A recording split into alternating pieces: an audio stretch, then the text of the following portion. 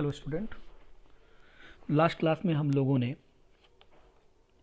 Solution chapter start किया था, जिसमें टाइप ऑफ सॉल्यूशन हम लोगों ने डिस्कस किया था और दूसरा concentration units in the solution. तो नाउ हम लोग आगे कंटिन्यू कर रहे हैं। तो इसमें देखिए, हम लोग इस पूरे चैप्टर में मेजर दो तरह के सॉल्यूशन आगे डिस्कस करने वाले हैं। एक तो बाइनरी सॉल्यूशन। बाइनरी सॉल्यूशन का मतलब क्या है? बाइनरी सॉल्यूशन का मतलब क्या है कि हम लोग सिर्फ दो कंपोनेंट लेंगे, यानी कि एक सॉल्यूट होगा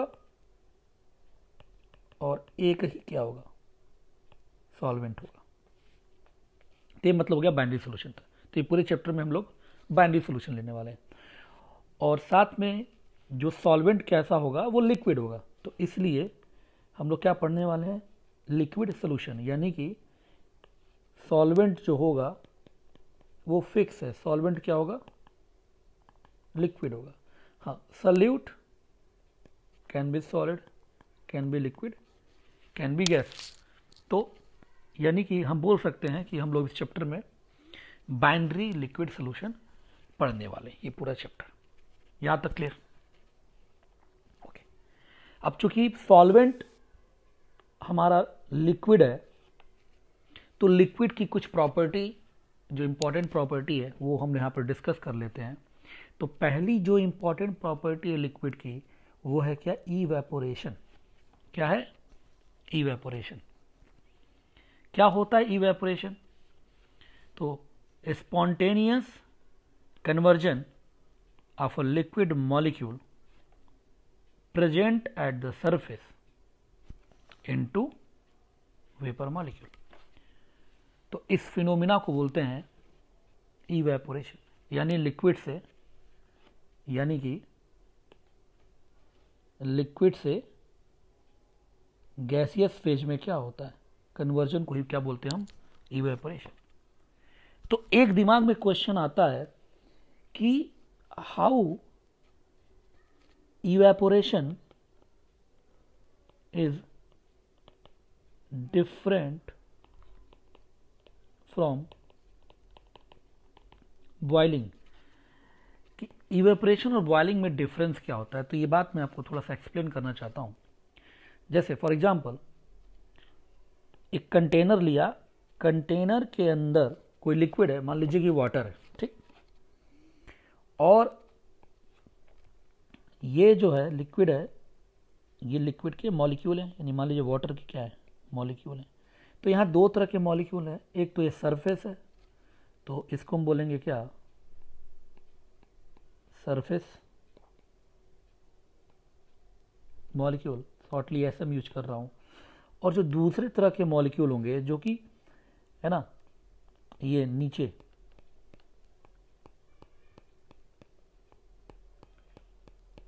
तो इनको बोलते हैं हम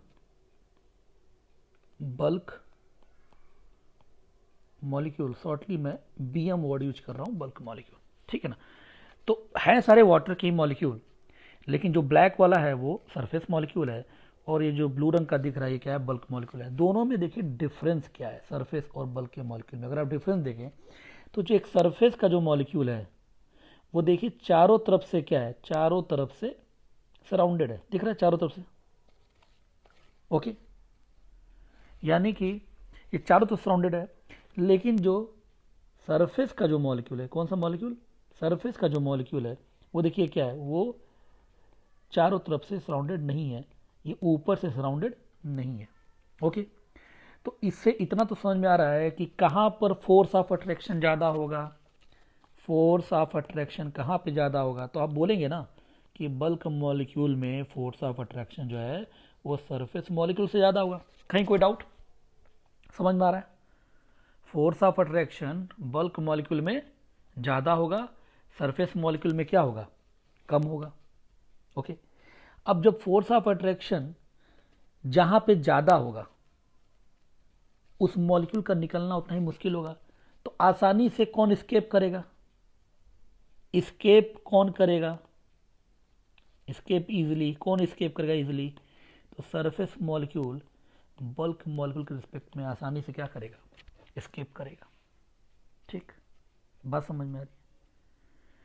ओके, तो इसी को बोलते हैं क्या, इवेपोरेशन।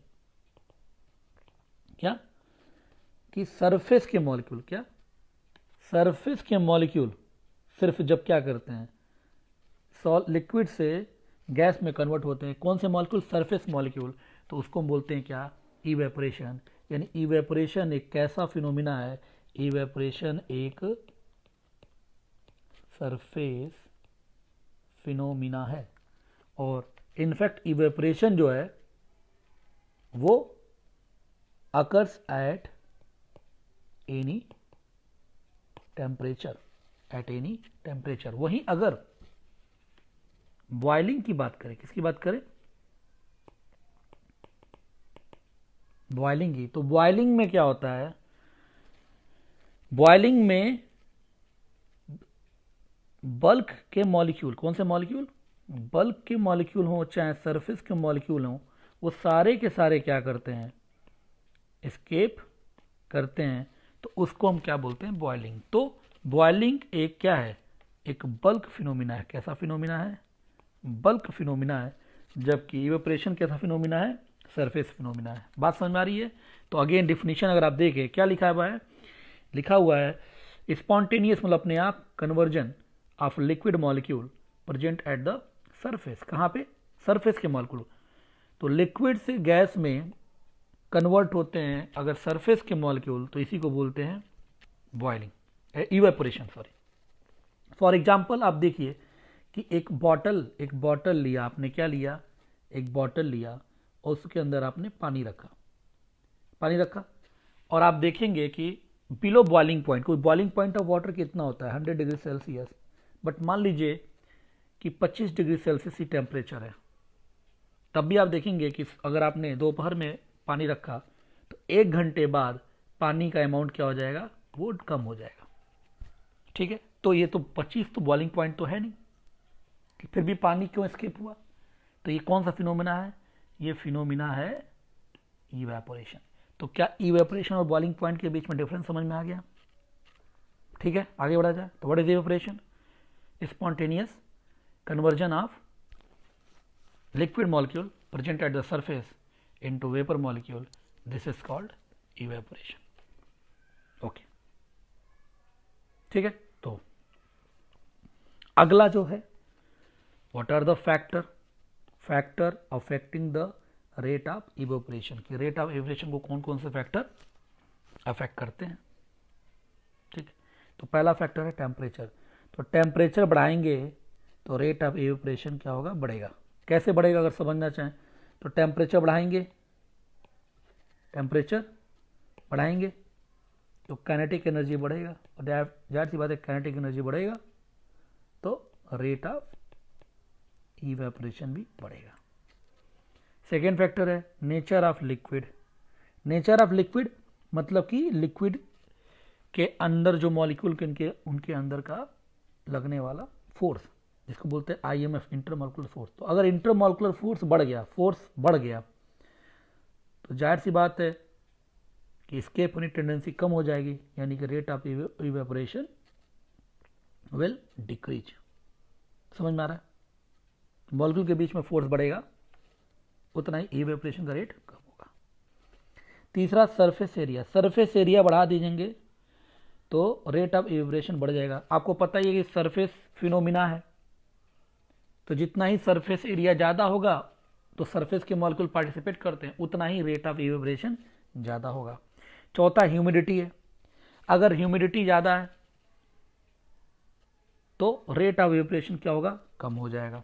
ठीक है, विंड स्पीड जितना ज़्यादा होगा उतना ही इवेपोरेट होने का रेट क्या होगा, ज़्यादा होगा। तो दीज आर द फैक्टर है ना which can affect the rate of evaporation. Okay, अब जैसे ये तो इवेपोरेशन बात समझ में आ रही है। अब एक जैसे हम इस बात को समझें कि एक कंटेनर है, कंटेनर में हमारे पास वो लिक्विड था। ठीक है, तो सरफेस के मॉलिक्यूल क्या होंगे, इवेपोरेट होना स्टार्ट होंगे। यही हो रहा था, इवेपोरेशन। अब हमने क्या किया, इस कंटेनर को क्लोज कर दिया। क्लोज करने से क्या होगा, अब ये मॉलिक्यूल एस्केप तो कर नहीं पाएंगे, समझ में आ रहा है। तो जब एस्केप नहीं कर पाएंगे तो फिर क्या होगा कि ये जो वेपर के मॉलिक्यूल हैं, ये जो ब्लैक कलर का दिखा ये वेपर के मॉलिक्यूल हैं, ये फर्दर क्या होंगे, बैक कोलाइड होकर फिर से ये वेपर से लिक्विड में कन्वर्ट होना स्टार्ट हो जाएंगे। इसी फिनोमिना का नाम क्या है, कंडेंसेशन। क्या नाम है, कंडेंसेशन। यानी इसको अगर हम ऐसे समझे तो एक तरह से एक रिएक्शन हो रहा है। क्या रिएक्शन हो रहा है, जिसमें से लिक्विड से ये वेपर में कन्वर्ट हो रहा है, ये हो गया इवेपोरेशन। और अगेन वेपर से ये लिक्विड में कन्वर्ट हो रहा है, तो ये हो गया इवेपोरेशन। और बैक हो गया कंडेंसेशन। तो इस तरह का एक रिवर्सिबल प्रोसेस है। याद समझ में, एक रिवर्सिबल प्रोसेस है। तो इसको ऐसे समझे कि T = 0 पर जो रिएक्टेंट वो क्या था, सिर्फ और सिर्फ लिक्विड था, जहां पे इवेपोरेशन हो रहा है। ठीक है, और इवेपोरेशन का जो रेट वो तो मैक्सिमम ही होगा यहाँ पर। ठीक है, कुछ समय बीता एट टाइम T, जब रिएक्टेंट प्रोडक्ट दोनों है, मतलब क्या है, लिक्विड भी आ गया है और वेपर भी आ गया है, दोनों चीजें आ गई हैं। ठीक है, तो इवेपोरेशन भी होगा और कंडेंसेशन भी होगा, दोनों होगा। इवेपोरेशन तो फिक्स है, क्यों फिक्स है, कोई सरफेस एरिया फिक्स है, इवेपोरेशन फिक्स है। बट कंडेंसेशन का रेट क्या होता जाएगा, वो बढ़ता जाएगा। बात समझ में आ रही है। फिर एक समय ऐसा आएगा जब इक्विलिब्रियम अचीव होगा। और इक्विलिब्रियम अचीव कंडीशन क्या है कि आपने पढ़ रखा है इक्विलिब्रियम चैप्टर में, केमिकल इक्विलिब्रियम में, कि rate of forward reaction equal to rate of backward reaction. तो यहाँ फॉरवर्ड क्या है, इवेपोरेशन, बैकवर्ड क्या है, कंडेंसेशन। दोनों क्या हो गए, बराबर। तो यही हो गया कि आपका कौन सा condition, it will achieve dynamic equilibrium.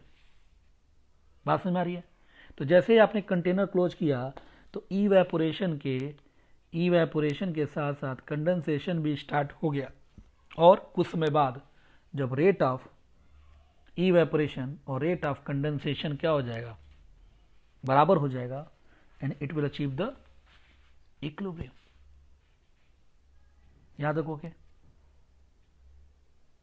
ठीक है।